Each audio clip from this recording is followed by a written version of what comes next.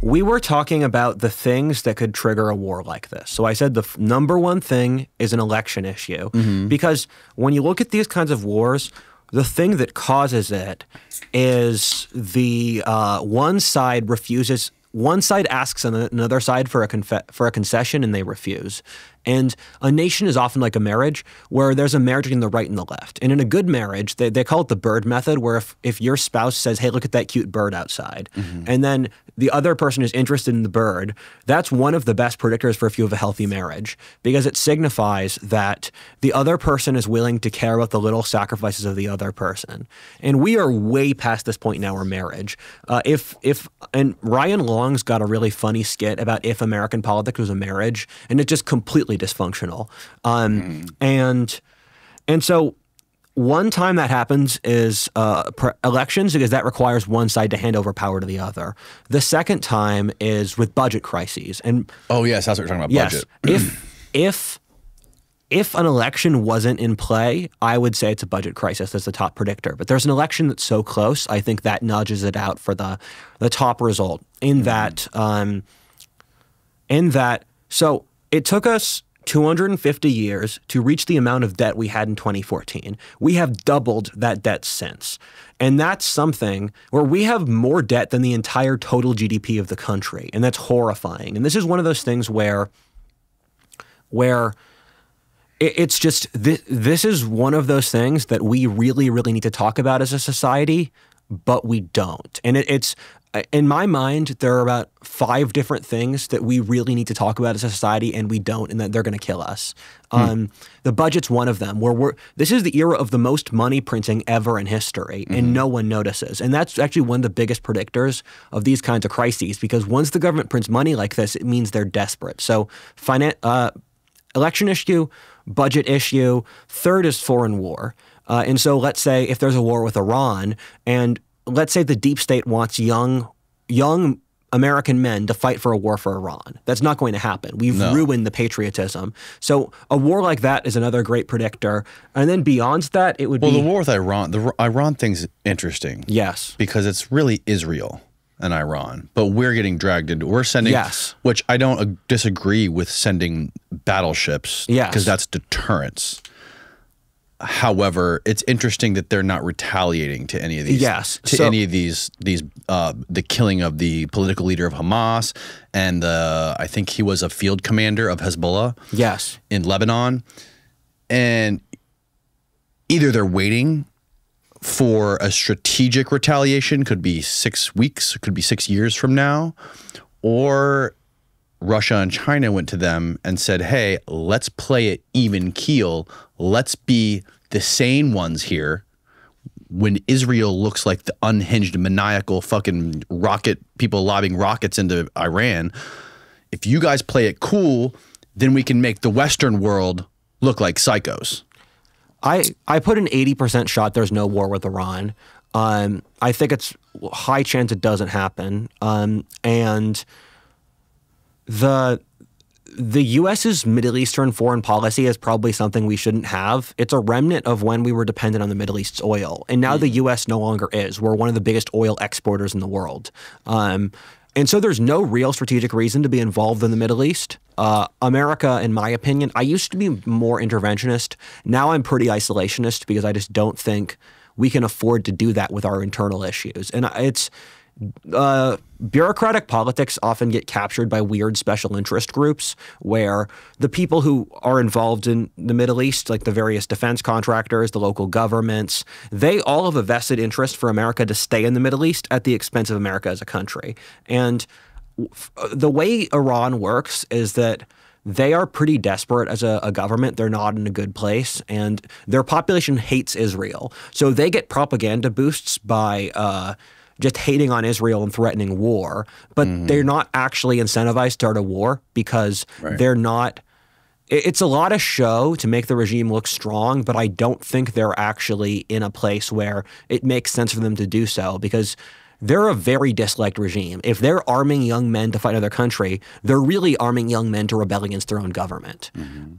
And So foreign war is number 3. Number 4 is Black Swan event. And a Black Swan event is another Nassim Taleb term for random historic event no one can predict. So COVID's a Black Swan. It just hit us. And I know authors who predicted that we would, there's a very smart author who actually predicted that we would have a coronavirus pandemic in like over the 21st century. But when was that published? 90s. It's Vaclav Smil. And he said coronavirus? Yes, he said that some kind of coronavirus, because he was looking at SARS. Or no, it can't be 1990s. It has to be early 2000s. He said there's a pretty high chance that SARS shows up in a new form, and that's what coronavirus was. Yep. And because if you look at history, if you want to look at a century, the bet that there will be a major war and a plague is it's close to 100%. For each century, the chances that you won't have a major war or a major plague, they're very low. You shouldn't bet money on that. And so Black Swan, the events in Britain are fascinating, and they're really one of those domino things where in Britain you see a bunch of dominoes falling very quickly. How closely have you followed the British riots? Not very closely. Okay, they're one of the most interesting political events recently, and I'd recommend... Can you break it down for me so I'm a little bit... Yes, I was going to do that. Okay, cool. And if you guys are interested, you should watch my friends at the Lotus Eater podcast. They're basically the British Daily Wire. I don't know if that's an insult or a compliment. And so they have like a 7-part series on the British riots. And they do a great job of breaking it down. But so what happened is that, as I'm sure a lot of you know, Britain has been taking a lot of immigration, and statistically, the vast majority of British people don't want said immigration, right. But the British Uniparty does. And so the Conservatives won this huge victory in Britain, one of the largest in British history. And guess what? The Conservatives then imported in the most immigrants of any regime in British history by a significant margin. Why? Because Britain for its whole history has been run by this tiny aristocracy, this tiny elite. It used to be the nobility, then the rich, and now it's the managerial globalists. Okay. And I think they're partly crazy, and I can explain that if you like. I think they're partly crazy, and I also think that they also hate the British people, and they want to replace them. I think it's legitimately one of those things. They want a cheap labor force and a docile population so that they can. One of my friends says that the elites want to Mexicanize the Western world, where Mexico is it's a country where a small elite can do whatever they want, and most people are stuck in poverty. And massive regulations mean that the big companies can run everything because no one can compete. Where the elite are basically in business with organized crime. Exactly. And so you can see why an evil elite would want that, because it's inside their own self-interest. And they don't contextualize it in that way. But Mexico is a country where the elite could do whatever they wanted for centuries, and so it ends up in a similar place. And so I think you think they want that there? So they claim to want the world. So look at the World Economic Forum is fascinating, and I think the elites want it here too. The World Economic Forum is fascinating because in itself, it's not a powerful organization, but it's a good weather vane for what powerful people do think, where like Biden, the guy who runs the World Economic Forum, Klaus Schwab, he had a speech with Biden where he said China is a great model for the Western world. And so they just say stuff like that, or they say stuff like, I mean, I'm sure a lot of you know the eat bugs, live in a pod, you'll own nothing. Yeah. This is stuff they say. And so the human mind is very good at rationalizing. And there's a wonderful book called The Elephant in the Brain. And it's a book at how humans rationalize bad things in a nice lens. And so people make up ideologies that rationalize whatever they want as a way to make it holy or good, where the Nazis wanted to genocide Eastern Europe, so that they made up an ideology where that was moral. The left wanted to kill the rich and take their stuff. They made an ideology where that's moral. Okay. So there are 3 metrics you can plug into a computer model to predict if a society has a civil war. Okay. And they've used this for over a dozen historic conflicts, and off these 3 variables, you can predict when countries have civil wars to the exact years they happen. So this worked for the French Revolution, the American Civil War, the fall of the Roman Republic, the Black Death, the wars of religion in the 1600s, and those 3 variables are income inequality, the average wages, and competition for good jobs. These three variables predict when societies have civil wars. And so, as Aristotle said, everything pushed to its natural extension destroys itself through its greatest strength. So, period of peace. The population grows, and then you see a labor imbalance. And so, what that means is that the supply of labor has overextended the need of labor by 40% since 1970. That's why Homer Simpson could live with his Homer Simpson was a working class guy. He was lower middle class. He supported his wife and 3 kids with owning a house, going on vacation off a single working class income. For upper middle class people today, that's unattainable.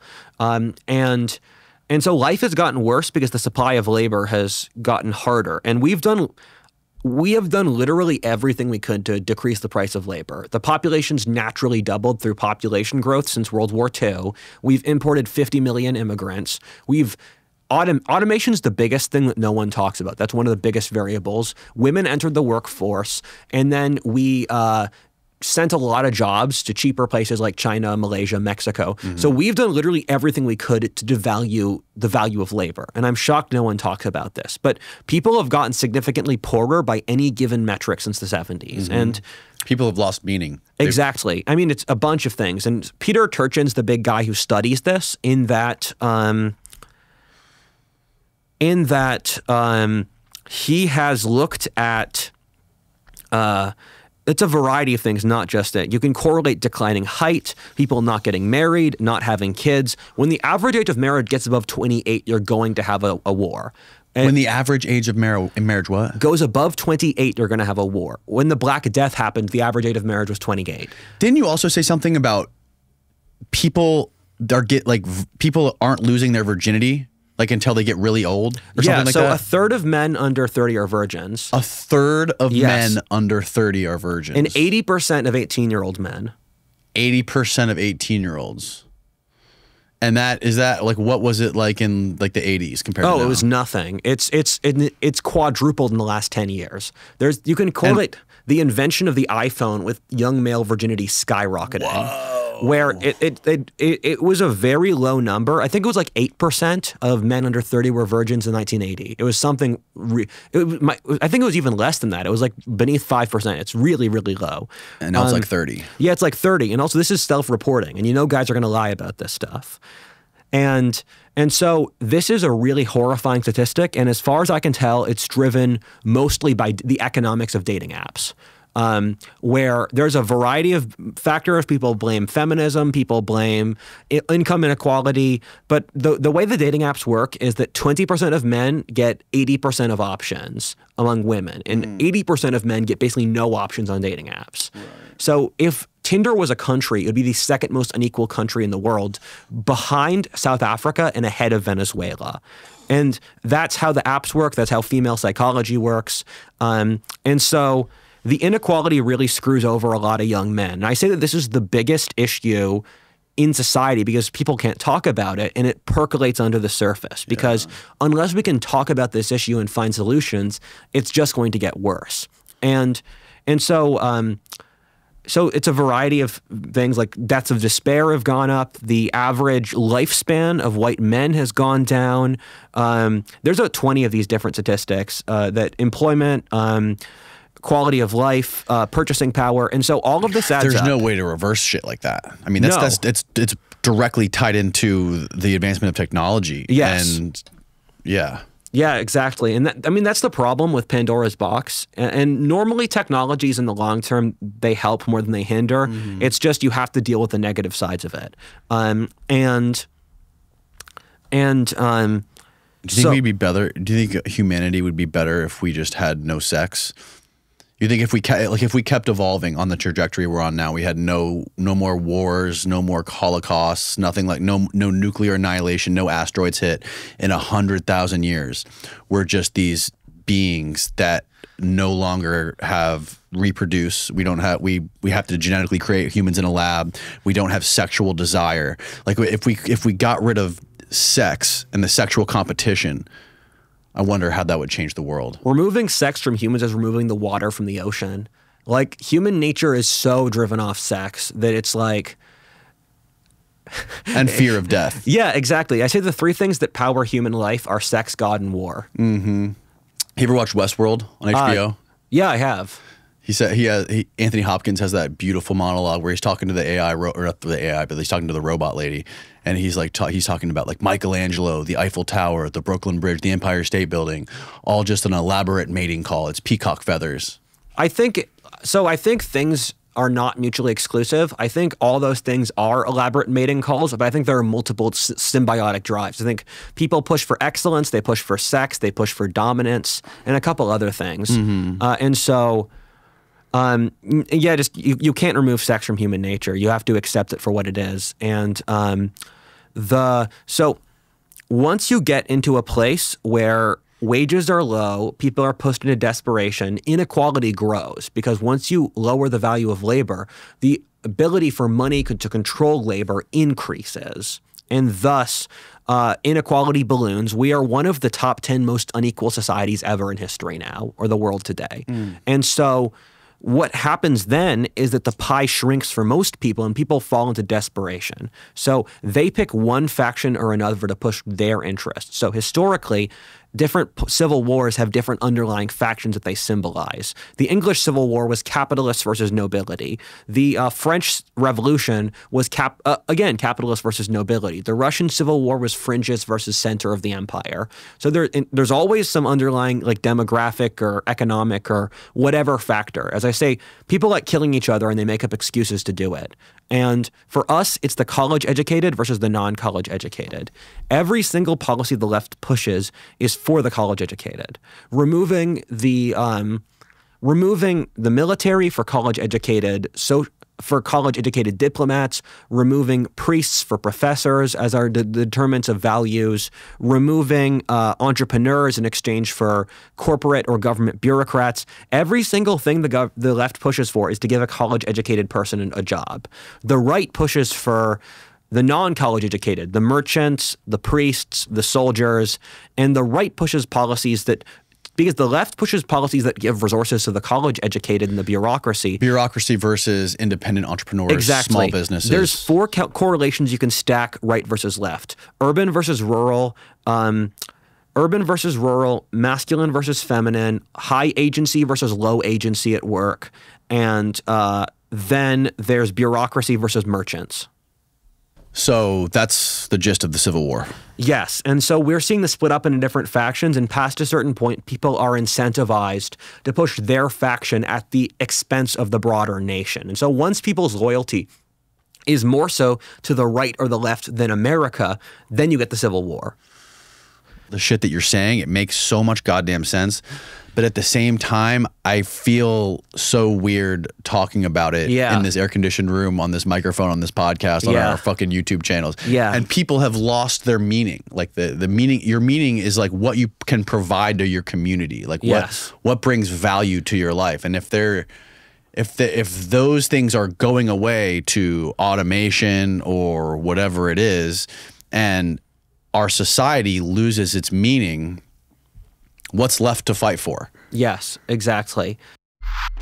Over 80% of the scenarios are run in my mind, the right wins. The less than 20% odds, because the advantages the right has are that most of the military tilts conservative.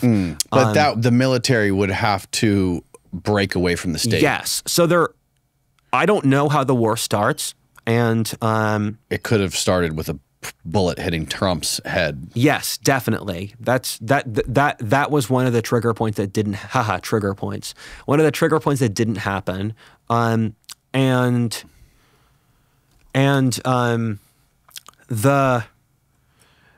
So the scenario where the military sides with the left is the right is very clearly in the wrong, where the left's biggest strategy is baiting the right into hazard. The left acts so annoying that it incentivizes the right to break with the left and to kill the left. And if the right launches a revolution, it's very clearly illegal. Thankfully, our military is loyal to the Constitution and the law. So if the law demands that the military crush the rightist rebels, they can do that. Then the left can use that as a policy to basically crack down on the right as traitors. That's the one scenario where the left wins. The other scenarios, the right's advantages are most young men, I think 2 or 3 to 1 tilt conservative. The young men are the ones who fight. And that's youngest among fighting age males, like those who are in college aged. That are not in the military or in the military? Both young men as a demographic and the military tilt conservative. Right. And also... But fighting age, but doesn't mean they're trained to fight. No. So if there's a war, our military will rapidly balloon in size as we have conscription. Okay. So I'm looking at both the military as a demographic and the demographic of men who would get conscripted. Okay. And my friends in the military have told me that of the men who actually fight, the conservative tilt is even more pronounced. And it's the military statistics. In the military statistics, what happens is that the left, the military is still demographically conservative, but the leftists tend to be like logistics guys. The guys with the actual guns tilt even more conservative. And in conflicts like this, the upper brass of the military tilts left due to political appointments. But that's a pretty normal thing with revolutions, where for the French or the Russian revolutions, the top of the military were political appointments, while the military was sympathetic to the rebels. And then what happened is that the men tend to side with their colonels or their sergeants over their generals or admirals, where the mid-level and low-ranking officers are the people that the men trust because they're identifiable. The people next in the chain of command. Exactly. And those guys the officers tilt even more conservative than the general men or the mid-level officers. So military would tilt conservative. Young fighting age men tilt conservative. The conservatives control all of America's, because keep in mind it's a rural-urban split at its foremost. So yes, the conservatives control all the electricity, all the water, all the manufacturing, all the roads. The conservatives have a single coherent geographic territory where if there's a civil war, they'd probably put the capital in Texas. And the left is all these disconnected city-states. Even on the East Coast, you could split apart Philadelphia from D.C., from New York City, where the left is all these city-states. And no one on the left wants to fight, where if you hang out with young left-wingers, you realize it's a culture that has done everything it could to not develop a culture of people who want to fight. They hate masculinity. And the only way the left could get troops in a war like this is hiring mercenaries. So I actually think the push for illegal immigrants is partly a push to get a cheap labor force that they can pull troops from. And who do you think's behind that? I think that I think that's like one consideration of 6. I don't think that's the predominant consideration they're making. I think the predominant consideration is stuffing the ballots and getting a cheap labor force. Right. And I think that there are probably 100 people none of us know about who have a tremendous amount of power. And it's probably, I don't believe in cabals. Or I don't think there are meetings where everyone meets up and they talk about, this is how we exploit blank. This is how we take over the world. I think there are often shared class interests that push a goal among a bunch of different people who don't know each other, who are pushing towards the same incentive structure. So back in the Middle Ages, the nobility could treat the peasants like trash. That's not because all the nobles met up in the same room. It's because the nobles all had the ability to do so, so they were acting independently towards the same goal. I think that's what's happening, where like the governor of Gavin Newsom, I think he's making a calculation here. I think there are branches of the executive bureaucracy who are making the calculations. I think it's a lot of leftists looking at the same picture and then coming to the same conclusion.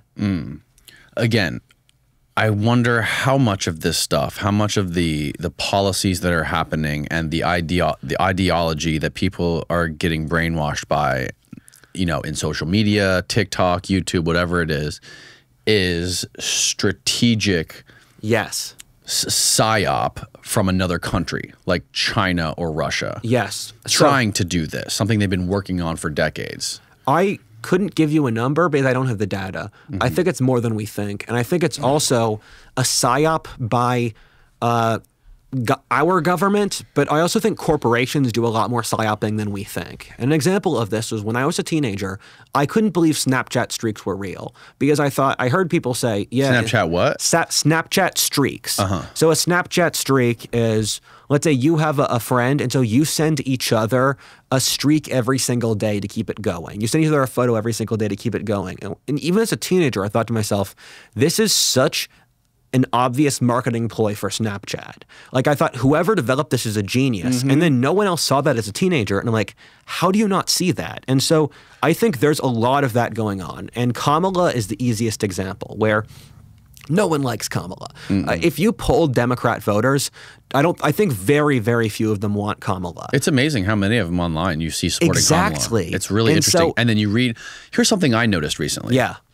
About a month ago, you could see a post on Instagram about Kamala or Biden or whatever, a mainstream media like Vice, publishing something about Biden or Kamala, or something shitty about Trump. And you could read the comments of those things. And the comments were just like, basically like, you guys are idiots. Yes. Like, nobody was in the comments, for what it's worth, was agreeing with that post. They were saying like, you know, how the fuck could you say this? You guys are, you know, whatever. You know, huge corporation. Who's the guy who owns all the media companies? Rupert Murdoch. Yeah. Leaning more right than left. Now, in the last few weeks, in the last month or so, I'm reading comments on Instagram where an overwhelming amount of the comments are like pro Kamala, pro Biden, and it seems like that happened, like a flick of a switch happened. What you're seeing is what I'm seeing. That same thing scares me, where no one supported Kamala before. Now it's this giant astroturfed control, and it's this giant astroturfed narrative. And for those that don't know, astroturf is a cool word for when an organization tries to artificially create like a ground up movement, a populist movement. And so I was seeing all the Kamala TikTok dances because like I know a lot of girls in the demographic that would be doing this, and I know that they don't give a damn about Kamala. They like Michelle Obama. They like I don't know, like various other leftists, but not Kamala.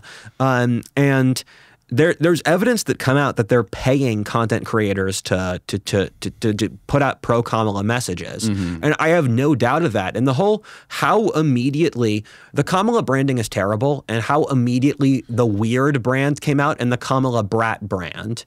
So there are two memes that came out at Kamala in the last week. Both memes are stupid, basically saying Kamala saying JD Vance is weird, and saying that Kamala is part of Brat Girl Summer, and those are just terrible. And I think my father and I have had a debate ever since I was in high school about is the left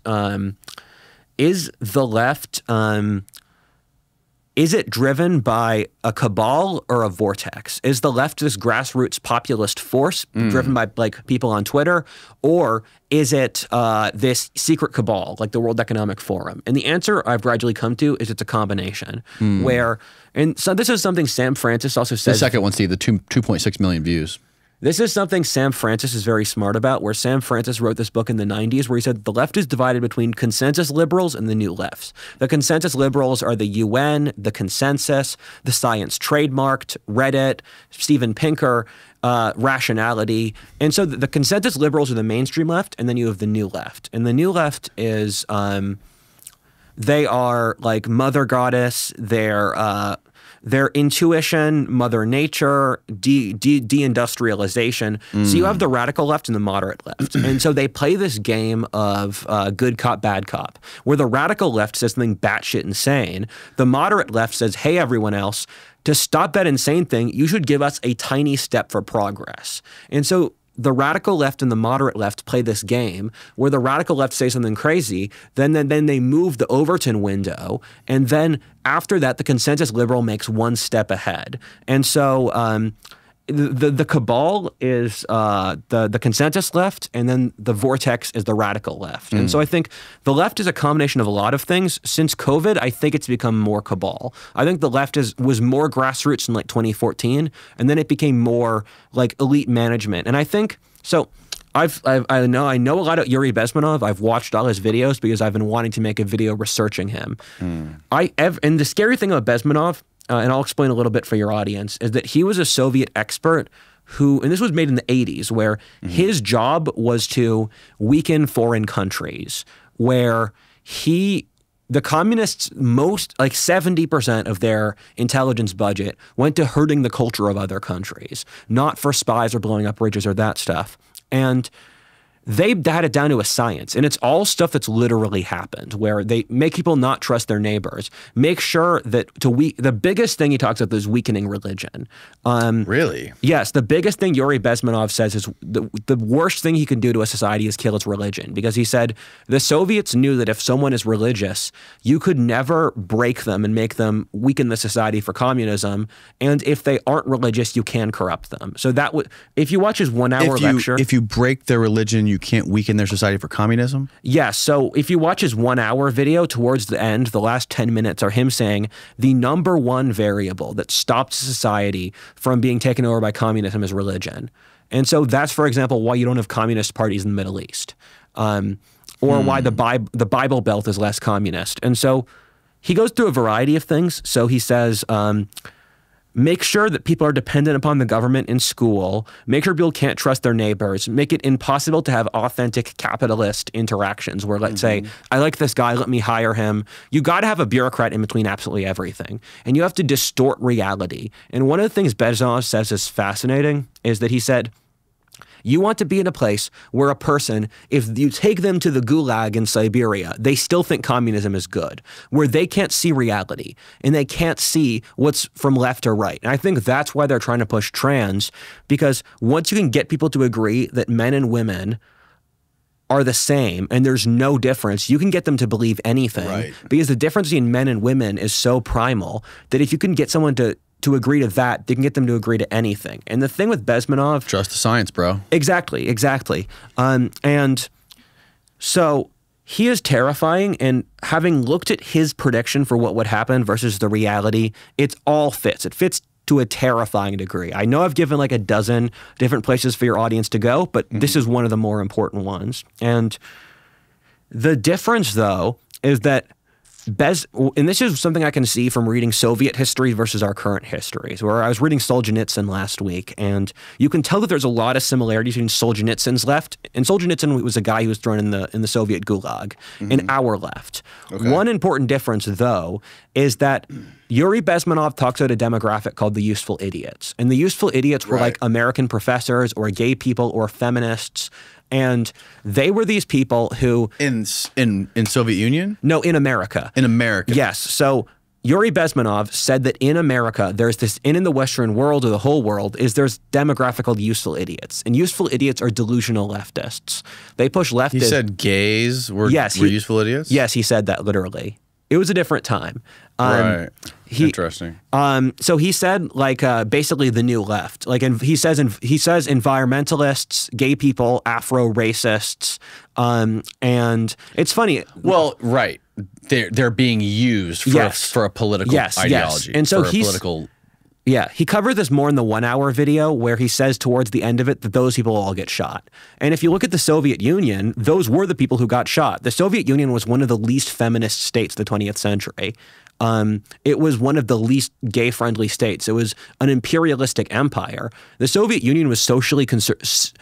More so than Afghanistan? I said one of. Okay. Afghanistan's the most. But as industrialized countries go, the Soviet Union was more socially conservative than America on a variety of metrics. Right. And so they shot all those people, sent them to the gulag. The one difference in Yuri Bezmenov and our timeline is the useful idiots won. And you can see that in the left is horrible at power politics. The Soviets were strategic geniuses. They were so good at manipulating people, making a culture of terror, growing their empire. And the thing that really gets me at our left is our left has no strategic sense. And it always shocks me. Right. The problem with the left today strategically is that... But neither does the right. The right doesn't have strategic sense. The left in general. Yeah, the right in general does not have strategic sense. The left is off 1,000 miles in La La Land. and let me give an example of that. I don't disagree with that. Yeah, let me give an example of this is that the intellectual structure of the left is that if you are a white man, a straight white man, you have no incentive to cooperate with them, because no matter what you do, they're going to push you down. And this is something that really shocked me, because I thought if the left really wants to win, then they have to create an incentive for white men who are 40% of the population to cooperate with them.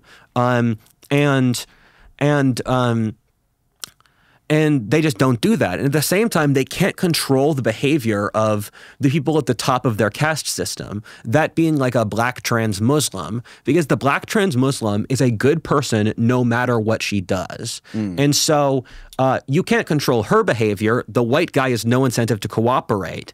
And there's no way that the left can be strategic because they're so... It's an ideology where hunting is morally bad, let alone fighting war. So the left has done the left has no concept. Working out makes you a right-wing person. Exactly. So it's a culture that hates strength. It's a culture that hates toughness, masculinity. And you think, if you guys actually wanted to win the game. If we're in a kinetic war, that's not a good plan. Exactly. Which is why I've said multiple times that the left would lose a war with the right. And right. Well, depending, isn't the military a huge let me get to this. Okay. Sorry, I'm jumping ahead. I'll touch it next. Yeah, I mean, so what I can see from that is that the left doesn't really they haven't been planning strategically. It's just very emotional, gut level reactions, and they don't really have a concept of. They don't really have a concept of how hard the game can get. No one in the left has a concept there could be a physical war. It's all optics and propaganda for them. And most of the left is ego protection, in my opinion. And so the people involved have their guilt assuaged. Right. To get to your point about the war. And a great example is what happened in the Chaz. Yes. Yeah, it's hilarious. You articulated that beautifully. Thank you. Beautifully. You said I think basically they ran out of food because all the homeless people were taking all their food and they were like reaching out to the government saying we need more supplies. Yeah, exactly. And it basically got taken over by a SoundCloud rapper. Yeah. So there are things that I see on the left that are worse than any conservative propagandist could make up. Right. And this is one of them where Chaz was a conservative revolutionary state in Seattle that the local government was sympathetic to, and so they didn't do anything with, and they let it exist for a long time. I think months. So within the first 12 hours, they ran out of food because, again, homeless people were taking it. They had no system of government, and like all communist societies, they immediately became a dictatorship run by a SoundCloud rapper. And it's just... It's insane, and it's comparable to with the Columbia protests. And I brought up the Columbia protests before, I think they're one of the most terrifying things I've seen. Why? What about it was so terrifying? Yes. So these are kids my age, so I have a pretty good concept of what they lived through. So early 20s. Yeah, I'm 23. They're like 21 or something. And so I have a pretty good concept of what they lived through. And when I grew up, there was so much anti-Holocaust programming. There were like 7 years talking about the Holocaust being bad. And I don't think that's a bad thing. But they were immediately saying, from the river to the sea, intifada, which signifies genocide against Israel. And so they immediately jumped their programming the second that they left the cradle. And then secondly, the left has spent 60 years arguing about why they're not communists. What I saw in Colombia throws that outside the window because I can speak communist. Communists use certain jargon and phrases, which means different things to their people than the rest of the world. So they dog whistle each other. I was hearing all these communist phrases, and the people at Colombia were saying stuff like,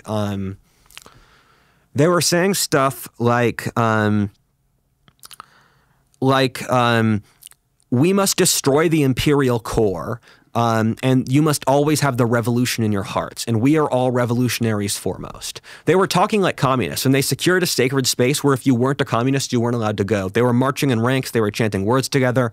They were acting like a cult. And I saw this videotape of this girl talking about the Israel conflict.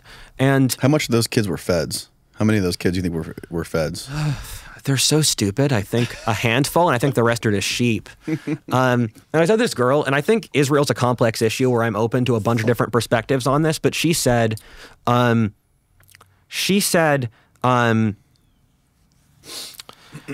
I see a Zionist in front of me, I will,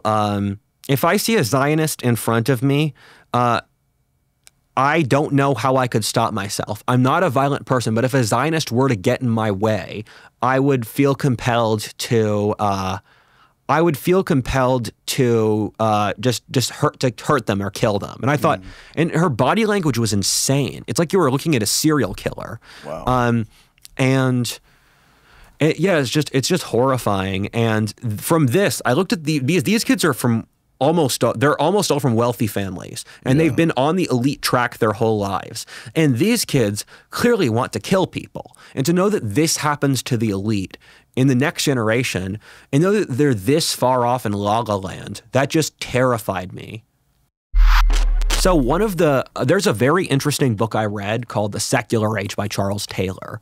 And it's one of the hardest books I've read, but it's a history of why Western religion died since the Middle Ages. And so he stacks it up to a couple different things. The first is technological progress. That's obvious. The second thing is that religion stopped being fun. Where back in the Middle Ages, religion, the church would throw parties. It would give like people would party at church in the Middle Ages. They didn't have orgies though, like in ancient Greece. No, they didn't. People did have. This is one of the weirdest facts. People did have sex in public in the Middle Ages because there wasn't a concept of privacy. Yeah, interesting. Yeah, the church was not. The church in the Middle Ages put sexual sins on the lower rung. So like pride was a worse sin than fornication. The church sponsored brothels in the Middle Ages. So it's a very different society. And the church would also, it gave people over a month of days off every year. So the church would you'd have a day off or a saint's day at least once a week. So it was just, the church was more fun. And what happened was the middle classes took over the church, and the middle classes made church really boring. That's thing two.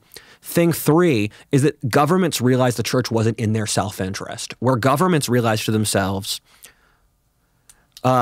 if we remove God, we can't be held to standards, because God is something that holds us to standards to control the people. If we want total power, we should just remove God, because the people will make the state the God then. And so you saw the turn of elites realizing that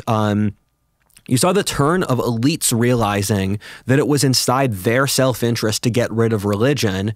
And the fourth thing is the church experienced a lot of brain drain with back in the Middle Ages, the smart people went into the church. Now they go into business or content creating or tech or finance.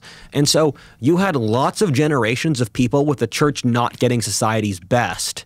And you also removed the concept of a magical universe, where back in the Middle Ages, it's like my friend who used to live in Cambodia. In certain societies, magic is just part of your life. Witchcraft is as obvious as a bridge. Fairies you just believe in fairies and dragons and that stuff. And when you remove that kind of world, you remove the kind of intellectual framework where that kind of Christianity makes sense. I think drugs were a huge part of it. Oh, yeah. I think what Brian Marescu talks about, what classicists like Carl Ruck talk about, where these experiences that they were having, where they would often describe them as being the most important experiences of their lives, where they could literally see the fabric of the universe. And that's what they thought God was. Yes. Something that you could experience through these drugs.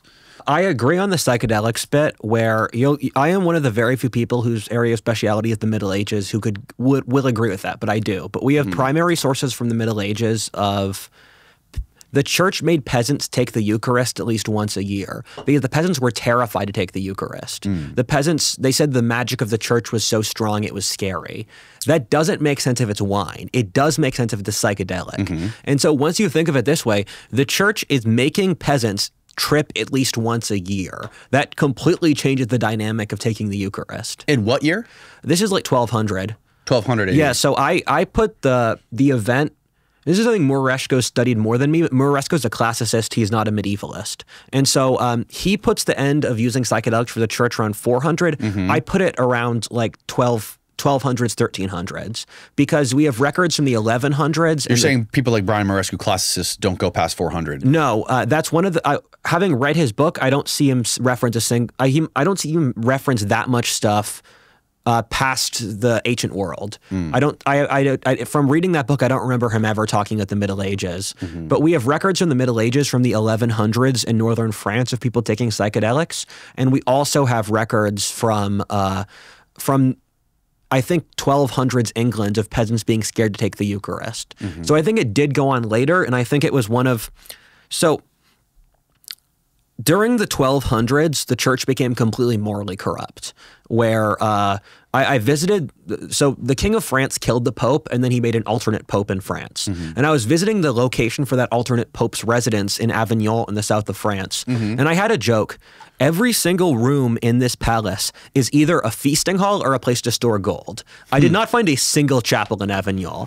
And the reputation for reading at that time period is the Pope in the 1300s, they were just complete degenerates. And the reason Protestantism showed up was that the church was taking in all this money to build St. Florence's Cathedral and to fund all this degenerate Renaissance art and for the Pope to have a bunch of mistresses.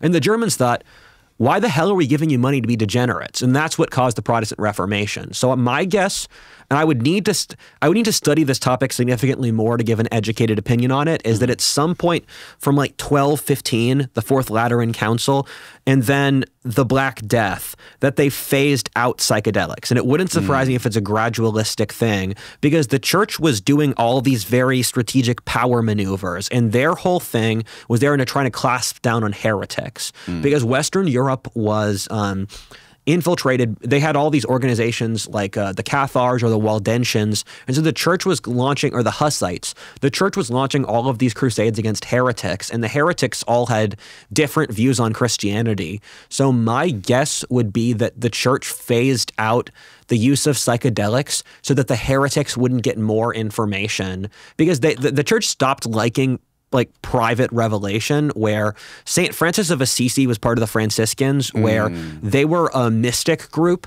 and the mystics, they talked to God personally and all that stuff. St. Francis of Assisi, he was nearly labeled a heretic, and he wasn't against the Catholic Church. They were just scared of new ideas. And the thing is, the Franciscans saved Catholicism during that time period because the church needed to take in at least some free thinkers to fight off the heretics. But my guess, and again, I'm not an expert in this field, my guess would be that at some point in the 12 or the 1300s, they gradually phased out psychedelics to combat heresy. And because by the time Martin Luther shows up in 1500, I see no records of this. But, so one of the interesting topics I've looked into is the history of mental illness. So there are very few records of autism or schizophrenia from the pre-industrial world, but you do get illnesses like everyone in a town breaking out into dancing for hours straight, or you get demonic possession or witchcraft. And so you get what we've found from the studies is that people in late medieval France and Germany would just randomly break into dancing after the Black Death. And that was influenced by ergot. And so we know that the random dancing was by ergot. And so if that's actually a theory, that ergot in the wine is what got people to dance. And so how you get an entire town to be infested with Eucharist, this is a society where literally everyone goes to church. So if they're drinking ergot-infested wine and breaking into dancing, that's the only reasonable explanation for the dancing towns of the 1300s that I know of. Interesting. Yeah.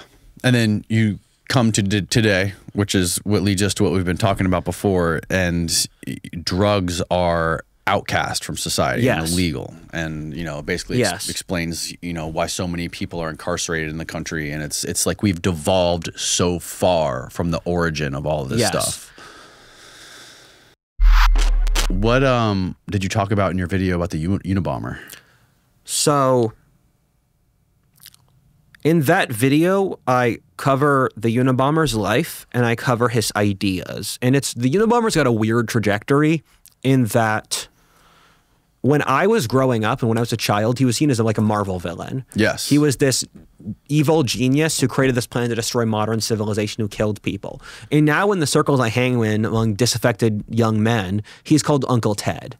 And his ideas are championed as brilliant. Wasn't he part of some sort of a Harvard CIA experiment? Yes, MK Ultra. And this is something for people who don't know. The CIA has admitted to it themselves. Right. So this is something that's not a conspiracy theory. Right. Where MK Ultra was an experiment. The CIA was a it was an illegal testing on Americans. Yes, I had Tom O'Neill on here. Okay, great. You've heard of him. Amazing. You read his book, right? No, I haven't. Oh, really? Oh my God, it's one of the best fucking books ever. Huh.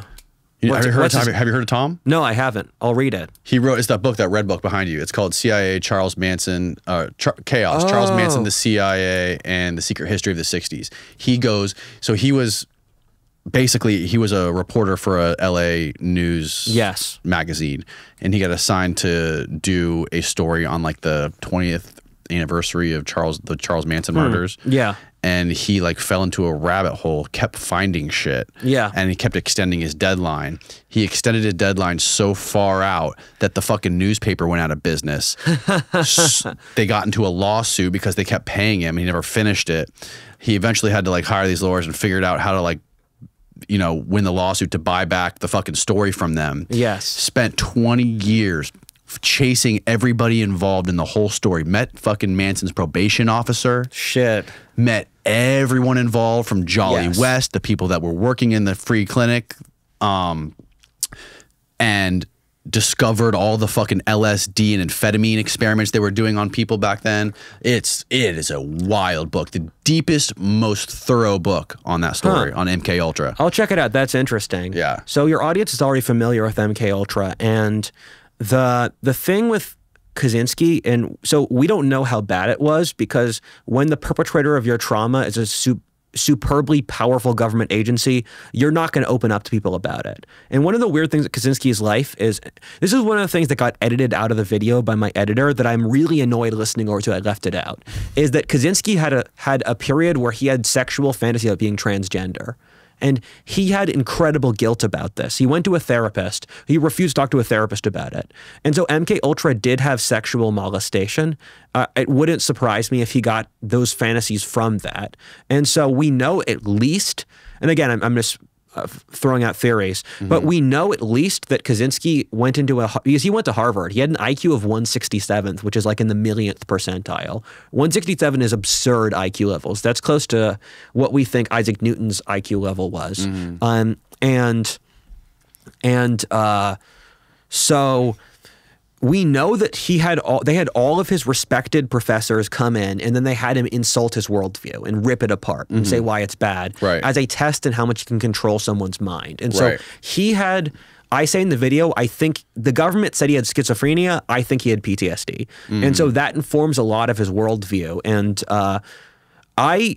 when all is said and done, I think Kaczynski is one of the best critics of modernity. I think he's a singular thinker in ways that I rarely find. And his criticism of modernity is called over-socialization, which is that modernity is a giant industrial machine that has to operate out of its own logic. And you are rewarded in industrial societies with how much you can cooperate with the machine.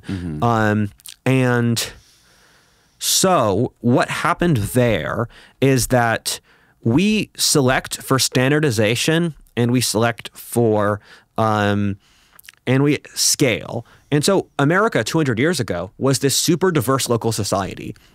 A Pennsylvanian might as well be a different country than a Floridian 200 years ago. Now we've standardized all Americans to this new globo homo, which is a word I love with triple meaning.